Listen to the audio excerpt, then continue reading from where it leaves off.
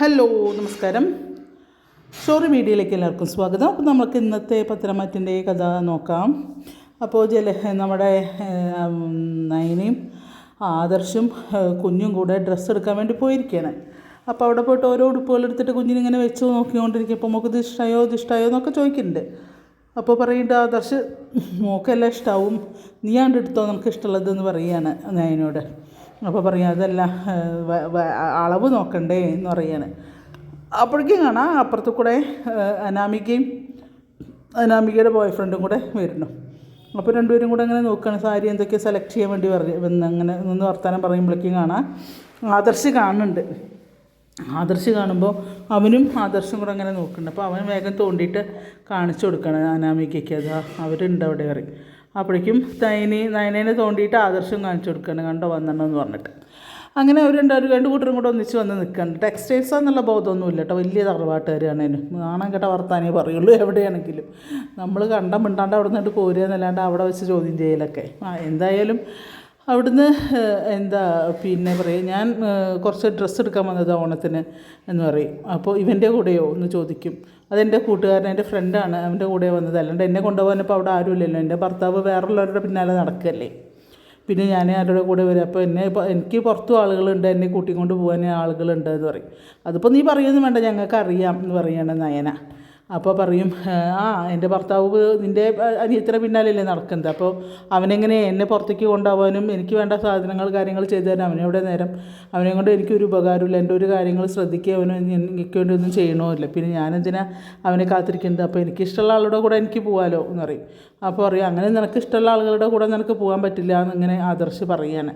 നീ ആരാടാ എന്താടാന്നൊക്കെ ചോദ്യം ചെയ്യണ്ട. അപ്പോൾ അവൻ്റെ പേര് ആൽവിനോ എന്തോ ഒരു പേര് പറയുന്നുണ്ട്, ഷെഫിൻ ആൽവിൻ എന്തോ ഒരു പേര് പറയുന്നുണ്ട്. അപ്പോൾ പറയും, അപ്പോൾ നിങ്ങളെന്തിനാ അതൊക്കെ ചോദ്യം ചെയ്യേണ്ടത്? നിങ്ങളുടെ കാര്യം നോക്കിയാൽ മതി, നിങ്ങളിപ്പോൾ അത്ര വലിയ മഹാനാവുമൊന്നും വേണ്ട, നിങ്ങളുടെ കാര്യം നോക്കിയാൽ മതി, എനിക്കിഷ്ടമുള്ള പോലെ ഞാൻ ചെയ്യും. ഇനിയിപ്പോൾ അത് നിങ്ങളിവിടെ പോയി ആരോട് പോയി പറഞ്ഞാലും എനിക്കൊന്നും സംഭവിക്കാനും പോകണില്ല എന്ന് പറഞ്ഞിട്ട് അങ്ങനെ ഒരു സംസാരത്തിന് ആവശ്യമില്ല, കണ്ടെങ്കിൽ മൈൻഡ് ചെയ്യാണ്ട് പോന്നാൽ മതി. അത് കഥയാണല്ലോ, കഥയിൽ പിന്നെ ചോദ്യമല്ല എന്നല്ലേ.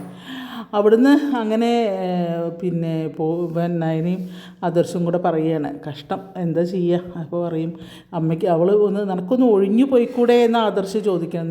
നീ എന്തിനത്ര കഷ്ടപ്പെട്ട് കടിച്ചു തൂങ്ങി അവിടെ നിൽക്കണേ? നിനക്ക് പോകണമെങ്കിൽ നീ ഒഴിഞ്ഞവിടെ പോയിക്കോ എന്നൊക്കെ അങ്ങനെ പറയുന്നുണ്ട്. അതിനൊന്നും അവൾ മിണ്ടുന്നില്ല. കാരണം അങ്ങനെ അവളെ ഇഷ്ടത്തിന് ഒഴിഞ്ഞു പോരുകയാണെങ്കിൽ ഒന്നും കിട്ടില്ലല്ലോ. നേരെ മറിച്ച് വല്ല കച്ചറിയും പിച്ചറയൊക്കെ ഉണ്ടാക്കി പോരുകയാണെങ്കിൽ എന്തെങ്കിലുമൊക്കെ കിട്ടും എന്നുള്ള അതിലായിരിക്കാം. അപ്പോൾ അങ്ങനെ അവിടുന്ന് പിന്നെ അവൾ മോശമൊന്നുമില്ല, അനാമിക അറിയാം. അയാളുടെ വിചാരം അയാൾ വലിയ സൽസ്വഭാവിയെന്നാണ്. കല്യാണത്തിന് മുന്നേ ഒരു പെണ്ണിനായിട്ട് സ്നേഹം ഉണ്ടായിട്ട് അതിലൊരു കുട്ടിയുണ്ട്, ആ കുട്ടിയാണ് നിൽക്കുന്നത് എന്ന് മറ്റവന് പറഞ്ഞ് പരിചയപ്പെടുത്തി കൊടുക്കുക ആദർശിനെ പറ്റിയിട്ട്. അതിൽ പറയും, എന്നിട്ട് അയാൾ ഇപ്പോൾ എന്നെ ഉപദേശിക്കാൻ നടക്കണം, അയാളുടെ കാര്യം നോക്കട്ടെ, അവളാണൊക്കെ കടിച്ചു തൂക്കി പോകില്ല, അവൾ അതിന് വലിയ സാധനം. എന്താ പറയുക, ഏതോ ഒരാളെ പുറത്തുനിന്ന് കണ്ടിട്ട് കുടുംബ ചരിത്രം മുഴുവൻ വിളിച്ച് പറയുന്നുണ്ട്. അവിടുന്ന് അത് കഴിഞ്ഞിട്ട് പിന്നെ ആദർശം എന്തെങ്കിലും ആവട്ടെ എന്ന് പറഞ്ഞിട്ട് അവിടുന്ന് പിന്നെ ആദർശം നയനയും കൂടെ പിന്നെ ഈ ചന്തുമോളുടെ അമ്മയെ അനഘയെ കാണാൻ വേണ്ടി അങ്ങോട്ട് പോകുന്നുണ്ട്. അവിടെ പോയിട്ട് പറയുന്നുണ്ട്, മോൾക്ക് ഉടുപ്പെടുക്കാൻ വേണ്ടി പോയതാണ് പറഞ്ഞിട്ട്. അപ്പോൾ ആ സ്ത്രീ പറയുന്നുണ്ടായിരുന്നു, അവിടെ നിൽക്കുന്ന ഹോം നഴ്സ് പറയുന്നുണ്ട്, വീട്ടിൽ നിന്ന് എല്ലാവരും വിളിച്ചിട്ടുണ്ടായിരുന്നു, പക്ഷേ ഞാനെങ്ങനെയാണ് മോളെ ഇട്ടിട്ട് പോവുക, അതുകൊണ്ടാണ് ഞാൻ പോവാതിരുന്നത് എന്നിങ്ങനെ ആ സ്ത്രീ പറയുന്നുണ്ട്. അപ്പോൾ നയന പറയുന്നത്, ചേച്ചിക്ക് പോകായിരുന്നു, ഞങ്ങളാരെങ്കിലും ഇവിടെ വന്ന് നിൽക്കില്ലേ, നിങ്ങൾക്ക് പോകായിരുന്നു പറയുമ്പോൾ അത് വേണ്ട എന്ന് പറയും. അപ്പോഴേക്കും അനക്ക് ഒന്നുമില്ല. അപ്പോൾ ഇങ്ങനെ ആ ഒരു കടത്തം തന്നെയാണ്. അപ്പോൾ ഡോക്ടർ വരുന്നുണ്ടോ നോക്കുന്നുണ്ട്, എന്താ പറയണ വയ്ക്കുമ്പോൾ ഡോക്ടർ വരുന്നു നോക്കുന്നുണ്ട്, ഒരു പുരോഗമനവും ഇല്ല എന്നിങ്ങനെ പറയുന്നുണ്ട്. അപ്പോൾ അമ്മേ എന്നൊക്കെ പറഞ്ഞിട്ട് ഇങ്ങനെ കുട്ടി തൊട്ടും തലോടിയൊക്കെ ഇരിക്കുന്നുണ്ട്. അപ്പോൾ ഡ്രസ്സ് എടുത്തിട്ടുണ്ട് കുട്ടിക്ക്, അവൾക്ക് അനഘയ്ക്കും അവിടെ നിൽക്കുന്ന അവർക്കും ഒക്കെ ഡ്രസ്സൊക്കെ എടുത്ത് കൊടുത്ത്, ഒന്നുകൊണ്ട് വിഷമിക്കേണ്ട, മോളുടെ ഇഷ്ടത്തിനനുസരിച്ച് ഞങ്ങൾ നിൽക്കുന്നുണ്ട്, ഞങ്ങൾ നോക്കാനുണ്ട്, ഒന്നുകൊണ്ടും പേടിക്കണ്ട എന്നൊക്കെ ഇങ്ങനെ പറഞ്ഞാൽ അനഘയെ സമാധാനിപ്പിക്കുകയാണ് അവർ. അവിടുന്ന് പിന്നെ വരുന്നത് ഗോവിന്ദൻ്റെ അടുത്തേക്കാണ്. അപ്പോൾ അതിൻ്റെ ഇടയ്ക്ക് വീട്ടിൽ നല്ല ചർച്ചയാണ്, ഭയങ്കര ചർച്ച ഉണ്ടാകും. അപ്പോൾ ടി വിയിൽ ഇങ്ങനെ കാണിക്കുന്നുണ്ട്, നയന കളക്ഷൻസ് തൃശ്ശൂർ ഭയങ്കര സെയിൽ നടന്നുകൊണ്ടിരിക്കുകയാണ്. ഹോട്ടലിൽ നല്ല ഭക്ഷണം കിട്ടുന്ന ഹോട്ടലിൽ ക്യൂ നിൽക്കുന്ന പോലെയാണ് പോലും നയന കളക്ഷൻസിന് വേണ്ടിയിട്ട് മൂർത്തിസ് ജ്വല്ലറീൻ്റെ ബ്രാഞ്ചിൽ മൂർത്തിസ് ജ്വല്ലറിയിൽ ആളുകൾ നിൽക്കുന്നുണ്ട്. അപ്പോൾ നയന കളക്ഷൻസിലാണ് ആൾക്കാരുടെ കണ്ണ്. വില കൂടിയാലും നല്ല ഡിസൈൻ തിരഞ്ഞെടുക്കാനുള്ള. അപ്പോൾ അങ്ങനെ ന്യൂസും കേട്ടുകൊണ്ടിരിക്കുക. അപ്പോൾ ജലജിയും ജാനകി ഇങ്ങനെ മുഖത്തോട് മുഖം മുഖം നോക്കി ഇങ്ങനെ ഓരോ കോപ്രായങ്ങൾ കാണിക്കുന്നുണ്ട്, കേട്ടില്ലേ കണ്ടോ എന്നൊക്കെയുള്ള ഒരു ഭാവത്തിൽ. ദേവയാനി അവിടെ ഇരിക്കുന്നുണ്ട്. ദേവയാനിക്ക് ഭയങ്കര സന്തോഷത്തോടു കൂടിയാണ് ഇരിക്കുന്നത്. അപ്പോൾ മുത്തശ്ശനും മുത്തശ്ശിയുണ്ട്, ഇവരൊക്കെ പാടെയാണ് ഇരിക്കുന്നത്. അപ്പോൾ പറയും ഇപ്രാവശ്യം ഇപ്പോൾ ഇത് 4ാമത്തെ ചാനലുകാരാണ്, മുത്തശ്ശൻ പറയുന്നതാണേ, 4ാമത്തെ ചാനലുകാരാണ് ഇപ്പോൾ ഇങ്ങനെ ഇതിനെപ്പറ്റി പറയുന്നത് എന്നൊക്കെ ഇങ്ങനെ പറയും. അപ്പോൾ പറയും ദേവയാനിയുടെ ഭാഗ്യമാണ് ഇത്ര നല്ലൊരു മരുമകളെ കിട്ടിയത് എന്നൊക്കെ ഇങ്ങനെ പറയും. അപ്പോൾ അപ്പോഴേക്കും കുശുമ്പ് മൂത്തിട്ടുള്ള ഐറ്റങ്ങൾ പറയും എൻ്റെ ഭാഗ്യമാണ് എൻ്റെ മരുമകൾ എന്ന് പറയാണ് ദേവയാനി. അപ്പോൾ പറയും അതെ എന്ന് പറയും. അതിപ്പോൾ ആദ്യമൊന്നും അങ്ങനെ ആയിരുന്നില്ലല്ലോ, അതൊരു കിഡ്നീൻ്റെ എന്താ ലിവറിൻ്റെ കഥ ഉള്ളത് കൊണ്ടല്ലേ എന്ന് പറയും. അപ്പോൾ അടുത്ത വഴിക്ക് അറിയും ലിവർ നിൻ്റെ മരുമകളായിരുന്നു എനിക്ക് തരേണ്ടിയിരുന്നത്, പക്ഷേ നിൻ്റെ മരുമകൾ അതിന് തയ്യാറായില്ല, അതുകൊണ്ട് എൻ്റെ മരുമകളെ എനിക്ക് തന്നു, അതുകൊണ്ട് എനിക്ക് എൻ്റെ മരുമകളോട് പഴയ ദേഷ്യം, എനിക്ക് പിന്നെ അവളുടെ ദേഷ്യവും വൈരാഗ്യമൊന്നും വെച്ച് പുലർത്തേണ്ട ആവശ്യമില്ലല്ലോ.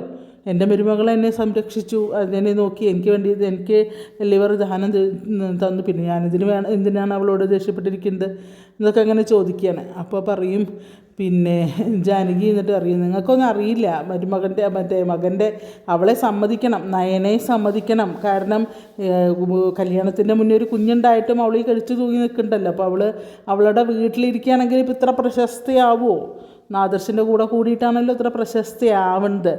അപ്പോൾ അതാണ് കാരണം. അപ്പോൾ പെണ്ണുങ്ങൾ തമ്മിലാണ് സ്റ്റണ്ട്. അപ്പോൾ മുത്തശ്ശനും മുത്തശ്ശിയും പറയുന്നത് നിർത്തുണ്ടോ നിങ്ങൾ?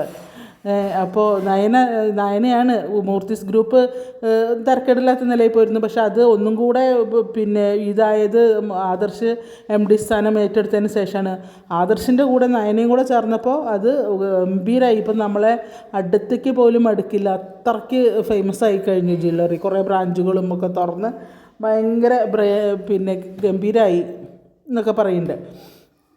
അപ്പോൾ അത് കഴിഞ്ഞ് പിന്നെ പറയാതെ അതിനിപ്പോൾ നിങ്ങൾക്ക് അതിൽ നിന്ന് ലാഭം കിട്ടുന്നത് അതിൻ്റെ ഒരു പങ്ക് ഇവിടെ എല്ലാവർക്കും ഉള്ളതാണ്, ആ ഒരു നന്ദി പോലും ആർക്കും ഇല്ല എന്നിങ്ങനെ പറയാണ് ദേവയാനി കേട്ടോ. അപ്പോൾ അവിടുന്ന് പിന്നെ ഈ കുശുമ്പും തന്നെ ഉള്ളൂ, കുശുമ്പും കുഞ്ഞായ്മ പറച്ചിലും തന്നെ ഉള്ളൂ, അതിൽ പ്രത്യേകിച്ച് വലിയ മാറ്റമൊന്നുമില്ല. അപ്പോൾ പറയും ഓണായിട്ട് വെറുതെ എന്നെ കൊണ്ടൊന്നും പറയിപ്പിക്കേണ്ട അധികം, ആരാണ് നല്ലത് ആരാണ് ചീത്ത എന്ന് നിങ്ങളാരും എന്നെ പഠിപ്പിക്കേണ്ട എന്ന് പറയുകയാണ് മുത്തശ്ശൻ.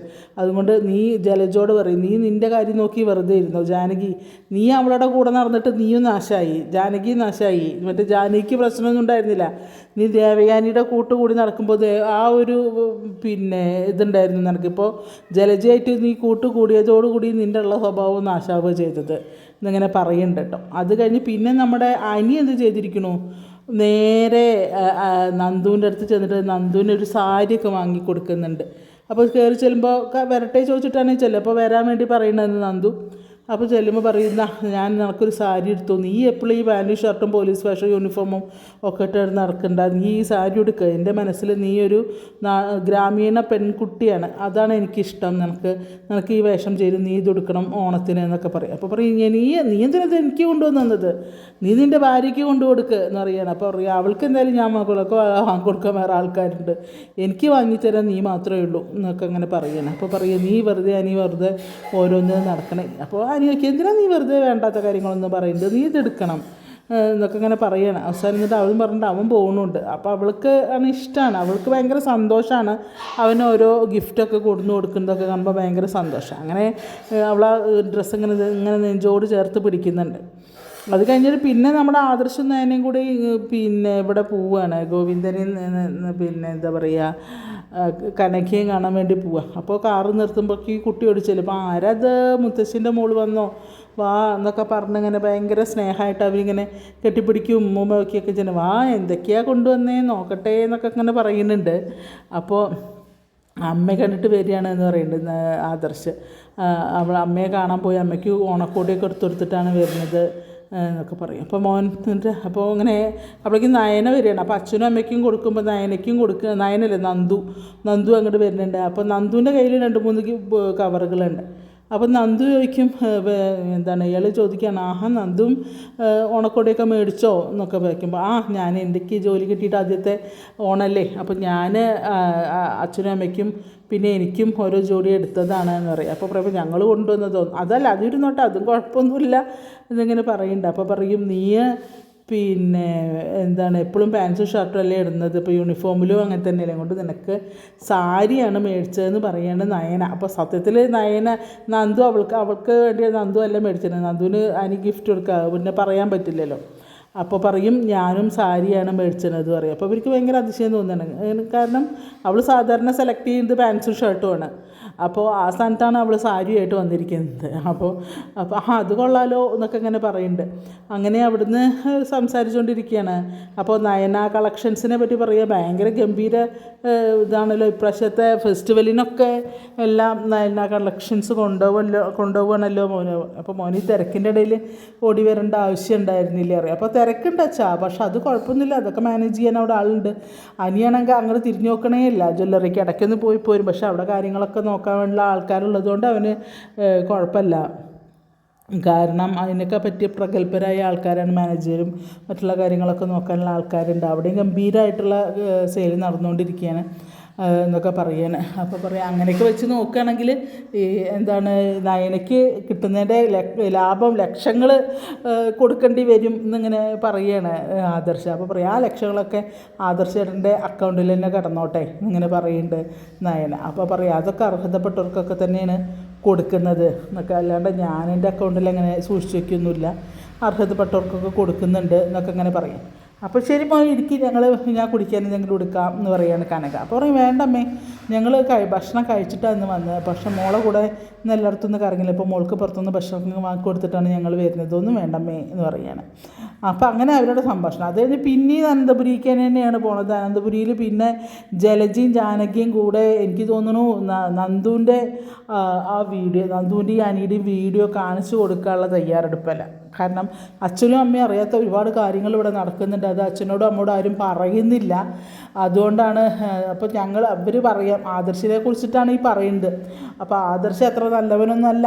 കല്യാണത്തിൻ്റെ മുന്നേ ആദർശം പറഞ്ഞുകൊണ്ട് നടക്കുന്നത് തന്നെയുള്ളൂ. കല്യാണത്തിൻ്റെ മുന്നേ ഇങ്ങനെയുള്ള ഓരോരോ ചിത്തപ്പേരൊക്കെ ഉണ്ടാക്കി വെച്ചിട്ട് അച്ഛനിപ്പോൾ അവനെ തലയിലേറ്റുകൊണ്ട് നടക്കുകയാണ്, ഇതാണെന്നൊക്കെ പറയും. അപ്പോൾ മൂർത്തി സാർ നീ വല്ലാണ്ട് പറയുമൊന്നും വേണ്ട, ഞാൻ ശരിക്കും കാര്യങ്ങൾ പറഞ്ഞു തുടങ്ങിയിട്ടുണ്ടെങ്കിൽ നീയും നിൻ്റെ മകനൊക്കെ ഇവിടെ കടന്ന് ഓടും, അതുകൊണ്ട് നിന്നെ കൊണ്ട് അധികം നീ പറയിപ്പിക്കേണ്ട ജലജെ എന്ന് പറയുന്നുണ്ട്. അങ്ങനെ അതുതന്നെയാണ് ഓരോരോ സംഭാഷണങ്ങളും കാര്യങ്ങളും ഒക്കെ കഴിയുമ്പോഴേക്കും ആദർശം നയനയും കൂടെ അങ്ങോട്ട് കയറി വരുന്നുണ്ട്. അവർ ഷോപ്പിങ്ങും കാര്യങ്ങളൊക്കെ കഴിഞ്ഞിട്ട് അങ്ങോട്ട് വരികയാണ്. അങ്ങനെയൊക്കെയാണ് ഇന്നത്തെ പത്രമാറ്റിൻ്റെ ഒരു കഥ പോകുന്നത്. അങ്ങോട്ട് ആരും മിസ് ചെയ്യേണ്ട കാണുക. അതുപോലെ എൻ്റെ കഥ ഇഷ്ടപ്പെടണമെങ്കിൽ ഒന്ന് സബ്സ്ക്രൈബ് ചെയ്ത് ബെല്ലൈക്കണൊക്കെ അമർത്തി നമുക്കൊന്ന് സപ്പോർട്ട് ചെയ്യുക. ഓക്കെ, നിങ്ങൾക്ക് ഇഷ്ടമുണ്ടെങ്കിൽ അത് കേട്ട് ഇഷ്ടപ്പെട്ടെങ്കിൽ മാത്രം ലൈക്ക് തന്നാൽ മതി കേട്ടോ. ജസ്റ്റ് ഞാനൊന്ന് ഓടിച്ച്